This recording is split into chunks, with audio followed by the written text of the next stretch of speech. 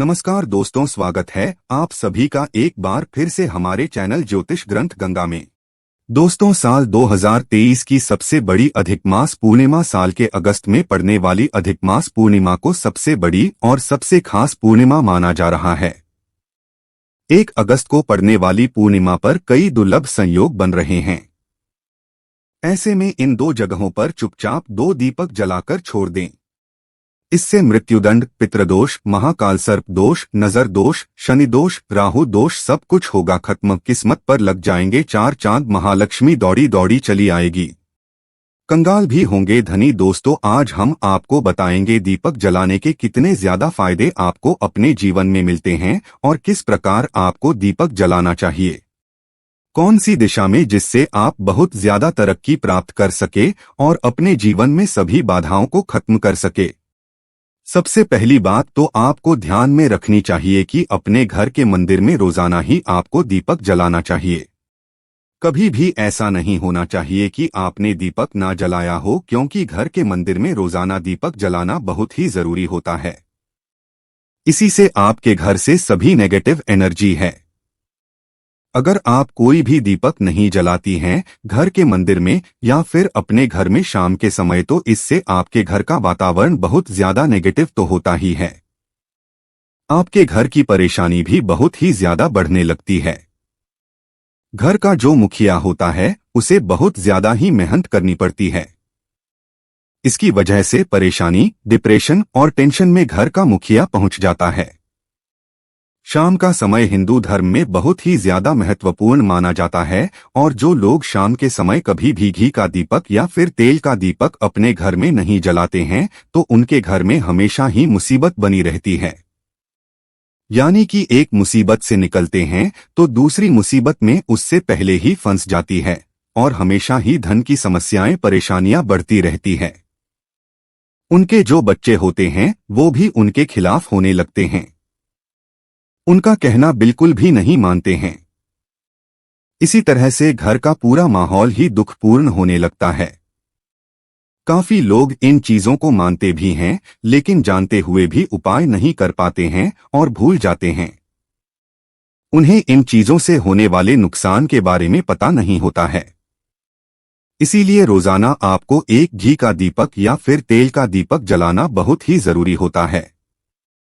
अगर आप नहीं जला सकते हैं तो कोई और व्यक्ति भी आपके घर में दीपक जला सकता है, लेकिन रोजाना दीपक जलाना बहुत ही जरूरी होता है। इसी से आपकी सभी नेगेटिव एनर्जी से हमेशा बाहर रहती है। दोस्तों, शाम का समय ऐसा होता है जिस समय नकारात्मक ऊर्जाएं बहुत ही ज्यादा प्रबल होती है और आपके घर में प्रवेश कर जाती है। ऐसे में अगर आप घर में या घर के मंदिर में दीपक नहीं जलाते हैं तो नेगेटिव एनर्जी ही ज्यादा परेशान करती है। आपके सभी काम बिगाड़ने लगती है। जिस समय सूरज डूब जाता है उसी समय ये नेगेटिव एनर्जी ज्यादा प्रबल हो जाती है। उसी समय आपको मुंह हाथ पैर धोकर दीपक जलाना चाहिए। अगर आप खुद नहीं कर सकते हैं तो कोई और व्यक्ति भी आपके लिए ऐसा कर सकता है। दोस्तों, अब जिस घर में बहुत सारे लोग बीमार रहते हैं या फिर बीमारी कभी भी ठीक नहीं होती है तो ये भी एक संकेत होता है कि आपके घर में बहुत ही ज्यादा नकारात्मक ऊर्जाएं हैं, जो परेशानियों को, बीमारियों को, मुसीबतों को बहुत ही ज्यादा बढ़ा रही हैं। इन सभी चीजों को खत्म करने के लिए आपको अपने घर में जब सूरज ढल जाता है तो उस समय घी का दीपक या फिर सरसों के तेल का या फिर तिल के तेल का दीपक भी पूर्व दिशा में आप जला सकते हैं। लेकिन रोजाना इन चीजों को करना बहुत ही जरूरी है, तभी आपको इसके लाभ मिल पाती है। अगर आपके घर में धन से जुड़ी समस्याएं, नौकरी, व्यवसाय से जुड़ी हुई कोई भी समस्याएं हैं, अगर ऐसी समस्याएं बहुत ही ज्यादा होती है तो आपको अपने घर के उत्तर दिशा में रोजाना ही घी का दीपक जलाना चाहिए। इससे एक भी दिन आप मिस ना करें। अगर आप रोजाना उत्तर दिशा में घी का दीपक जलाते हैं तो इससे आपकी धन से जुड़ी हुई समस्याएं खत्म हो जाती है। जिन लोगों को नौकरी नहीं मिलती है तो उनको भी नौकरी मिलने लग जाती है, और अगर वही व्यक्ति जिसको परेशानी है और वहीं अगर रोज दीपक जलाता है तो इससे मिलने वाले फायदे और भी ज्यादा हो जाती है। शाम के समय घी का दीपक या फिर तेल का दीपक जलाना बहुत ही जरूरी होता है। आप कभी भी इन चीजों को नजरअंदाज ना किया करें, क्योंकि इन्हीं से आपके जीवन में परेशानियां बढ़ जाती है और आपको मुसीबतों का सामना करना पड़ सकता है। आपको ये जानकर हैरानी होगी कि जो भी घी का दीपक आप जलाते हैं, उससे जो निकलने वाली ऊर्जाएं होती है, वो आपके घर में जब फैलती है तो इससे घर का माहौल एकदम से सुखमय बनने लगता है, यानी कि पॉजिटिव होने लगता है। घर के सभी लोग शांति से रहने लगते हैं। इसी प्रकार से जो तेल का दीपक होता है, ये भी जब जलता है तो इससे आपके आसपास जितनी भी नकारात्मक ऊर्जाएं हैं वो खत्म हो जाती है, क्योंकि इन दीपकों से निकलने वाली जो ऊर्जाएं होती है, धुआं होता है, वो नेगेटिव एनर्जी निकालता है और आपके आसपास की एनर्जी को पॉजिटिव बनाता है। तो ये बहुत ही जरूरी चीजें हैं। शाम के समय कभी भी आप इन चीजों को कभी मिस ना किया करें, तभी आप अपने जीवन में सफलता पा सकते हैं और आपकी जितनी भी मनोकामनाएं हैं वो भी पूरी होती है। दोस्तों, हम अपने घर के पूजा घर में पूजा पाठ करते हैं और मूर्ति आदि रखते हैं। दोस्त, मूर्ति का क्या महत्व होता है, आज हम आपको इस वीडियो के माध्यम से बताने वाले हैं। जिस घर के पूजा घर में एक साथ ये दो मूर्ति होती है, वहां पर बनता है राजयोग और दुनिया आपके कदमों में आ जाती है। कहने का तात्पर्य ये है कि आपको सर्व सुख प्राप्त हो जाता है, जिसकी आपने कल्पना की है, जिसकी आपने मनोकामना मांगी है। दोस्तों, घर के पूजा घर में हम पूजा करते हैं, पूजा पाठ करते हैं और पूजा पाठ के माध्यम से कुछ चीजें देखने और मनाने आदि का प्रयत्न करते हैं, ताकि हमें उस पूजा का फल प्राप्त हो जाए और हम उसी अनुरूप घर के अंदर मूर्ति आदि लगवाते हैं, ताकि हम उन देवी देवताओं का सुंदर मुख देख सके और उनका आशीर्वाद प्राप्त कर सके। लेकिन दोस्तों, अगर हम अपने घर के पूजा घर में इन मूर्तियों के साथ अन्य मूर्तियां भी रखते हैं तो निश्चित तौर पर हमारी किस्मत बदल जाती है और देखते ही देखते हमारे जीवन के अंदर की सारी कंगाली समाप्त होने लगती है। दोस्तों, बात करते हैं उन मूर्तियों के बारे में कि आखिर कौन सी दो मूर्तियां एक साथ में आपको रखनी चाहिए ताकि उसका सच्चा सर्वसुख आपको प्राप्त हो सके। और सबसे पहले अगर हम किसी मूर्ति की बात करें तो दोस्तों, अगर आप श्री कृष्ण के भक्त हैं और बाल गोपाल की मूर्ति रखते हैं, तब आपको भगवान श्री कृष्ण के साथ माता रानी राधा जी की मूर्ति भी आपको जरूर रखनी चाहिए। दोस्तों, या भगवान कृष्ण की अगर आपके घर में तस्वीर है तो उसके साथ राधा जी की भी तस्वीर संयुक्त जोड़े के रूप में आपको लेकर आनी चाहिए। दोस्तों, यह प्रेम और एकता की एक ऐसी अनोखी मिसाल है कि जिस घर में इन दोनों की तस्वीरें होती है तो समझ लीजिए उस घर के अंदर किसी भी प्रकार का गृह क्लेश नहीं होता है। दोस्तों, पति पत्नी और परिवारजनों के बीच परस्पर प्रेम रहता है और घर में धन धान्य में अपने आप ही वृद्धि होती है। इसीलिए ये जरूरी माना गया है। अगर आप भी इन मूर्तियों को रखते हैं तो निश्चित तौर पर आपके जीवन में अपने आप ही फायदा प्राप्त हो जाएगा। दोस्तों, कई लोग अपने घर में माता लक्ष्मी की पूजा करते हैं तो सोचते हैं कि भगवान विष्णु की भी पूजा करें या ना करें, या फिर उनकी मूर्ति साथ में रखें या ना रखें।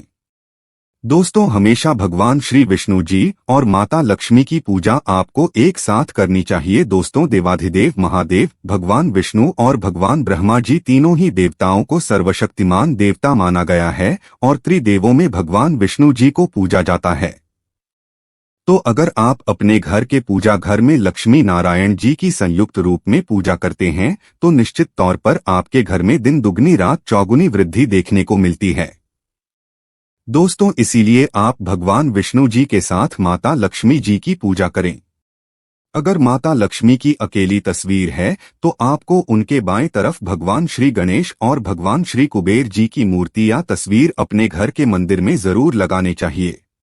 अगर आप माता लक्ष्मी जी के बाएं तरफ भगवान श्री गणेश जी की मूर्ति लगाते हैं या तस्वीर लगाते हैं तो आपको निश्चित तौर पर लाभ प्राप्त होता है और देखते ही देखते आपके जीवन के अंदर की कंगाली समाप्त होने लगती है और धन प्राप्ति के लिए आपको लक्ष्मी गणेश जी की संयुक्त रूप से पूजा करनी चाहिए।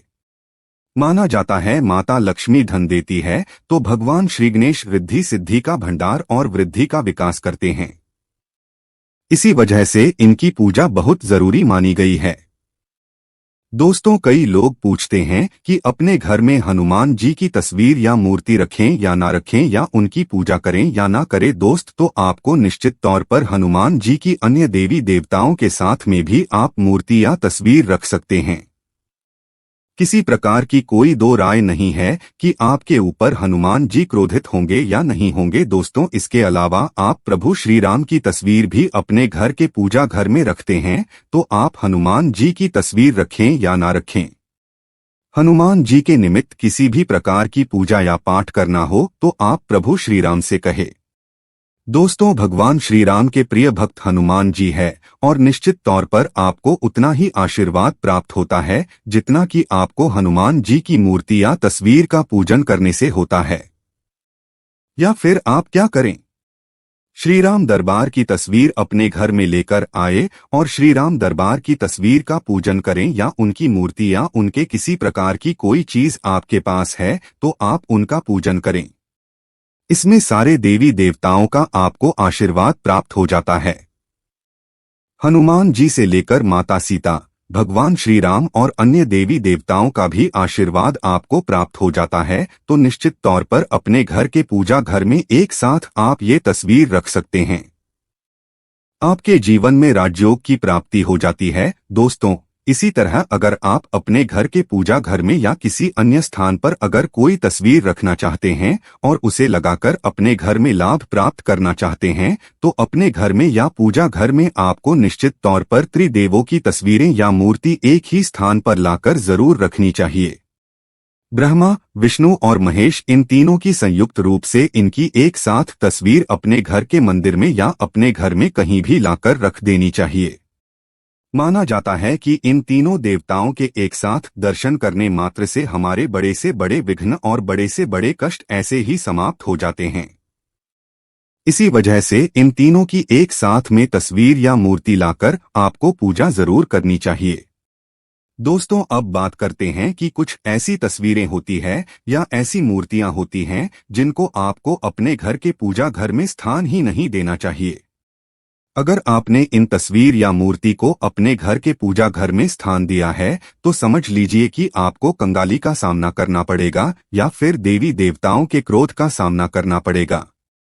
दोस्त, और एक बात बता दें कि मंदिर में कभी भी विषम संख्या में गणेश जी की मूर्तियां ना रखें। जैसे कि 1, 3 या 5 ऐसे रखना अशुभ माना जाता है। 2 मूर्तियों को एक साथ रखना शुभ माना गया है। अगर आप सिर्फ गणेश जी की मूर्ति रखते हैं तो इसके अलावा किसी भी प्रकार की मूर्ति आपको नहीं रखनी चाहिए। दोस्तों, इन्हें स्थापित करते वक्त ध्यान दें कि गणेश जी का चेहरा हमेशा घर के मुख्य दरवाजे की तरफ होना चाहिए ताकि आपको अच्छे और सच्चे धन लाभ की प्राप्ति हो। और इस बात का ध्यान रखें कि घर में अंगूठे से बड़े आकार का शिवलिंग आपको भूलकर भी नहीं रखना चाहिए। हमेशा एक छोटा सा शिवलिंग रखें और इससे ज्यादा शिवलिंग आपको नहीं रखना चाहिए। दोस्तों, वैसे तो आपको अपने घर में शिवलिंग रखना ही नहीं चाहिए, उसके बाद भी अगर आप रखते हैं तो अंगूठे के आकार से बड़ा शिवलिंग आपको नहीं रखना चाहिए। आप छोटा शिवलिंग रख दे। और ध्यान रखें कि एक से ज्यादा शिवलिंग आपको भूलकर भी नहीं रखने हैं। घर में अगर आप शिवलिंग रखते हैं तो शिवलिंग के ऊपर आपको तुलसी भूलकर भी अर्पित नहीं करना चाहिए। अगर आपने शिवलिंग रख लिया है और उस पर तुलसी अर्पण कर दी है तो देवी देवताओं के क्रोध का आपको सामना करना पड़ेगा। दोस्तों, मंदिर में हमेशा अगर आप हनुमान जी की तस्वीर रखना चाहते हैं, आप हनुमान जी के अनन्य भक्त हैं, तो बैठे हुए हनुमान जी की मूर्ति ही रखें। बजरंगबली रुद्र भगवान शिव के अवतार हैं, इसीलिए उनके भी शिवलिंग की तरह ही मूर्ति रखी। साथ ही जो पति पत्नी होते वैवाहिक जीवन आपने नया स्टार्ट किया है तो हनुमान जी की मूर्ति या तस्वीर अपने कमरे में, अपने बेडरूम में आपको भूलकर भी नहीं रखनी चाहिए, अन्यथा आपको आपके जीवन में कई प्रकार के दोषों का सामना करना पड़ता है। दोस्तों, हनुमान जी ब्रह्मचारी हैं तो इस बात का आपको ध्यान रखना चाहिए।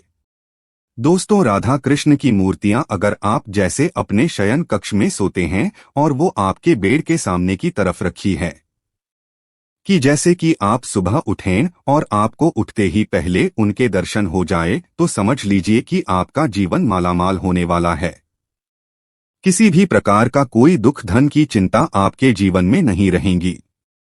दोस्तों, इसी तरह अगर माता दुर्गा की तस्वीर आप अपने घर में लेकर आना चाहते हैं और चाहते हैं कि माता दुर्गा की तस्वीर के माध्यम से आप अपने जीवन में समृद्धि देखें, तो दोस्तों भूलकर भी आपको माता दुर्गा की क्रोधित अवस्था की तस्वीर जैसे कि महाकाली की तस्वीर या फिर महिषासुर का वध करते हुए या क्रोधित अवस्था में माता लक्ष्मी की माता दुर्गा की तस्वीर लाकर आपको उनकी पूजा नहीं करनी चाहिए। दोस्त तो हमेशा शांत और सुंदर मुख वाली तस्वीर ही अपने घर के अंदर लाकर पूजा करनी चाहिए। बहुत ही शुभ और मंगलकारी माना जाता है। दोस्तों, इस बात का ध्यान रखें कि अगर आप अपने घर में मूर्तियां रखते हैं तो आपको इनको भूलकर भी टूटे हुए चावल नहीं चढ़ाने चाहिए। बेहतर होगा कि आप हल्दी में चावल को पीला करके ही वो चावल चढ़ाएं, लेकिन टूटे हुए चावल आपको भूलकर भी माता लक्ष्मी को या अपने घर में देवी देवता को नहीं चढ़ाने चाहिए।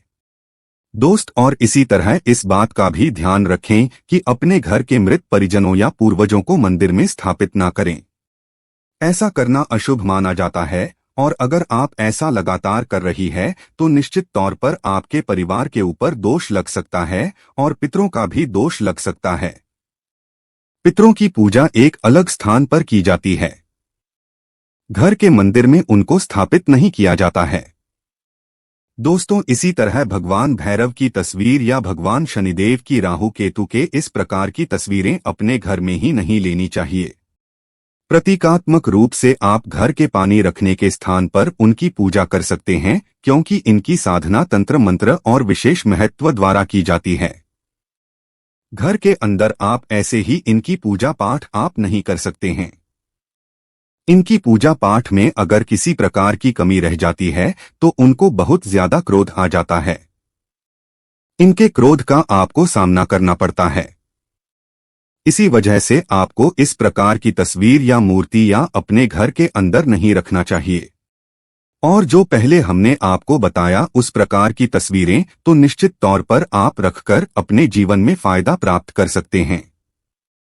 दोस्तों, अगर आप भगवान शिव से प्यार करते हैं तो कमेंट बॉक्स में लिखें हर हर महादेव, ओम नमः शिवाय, जय शिव शंकर। एक लायक तो बनता है।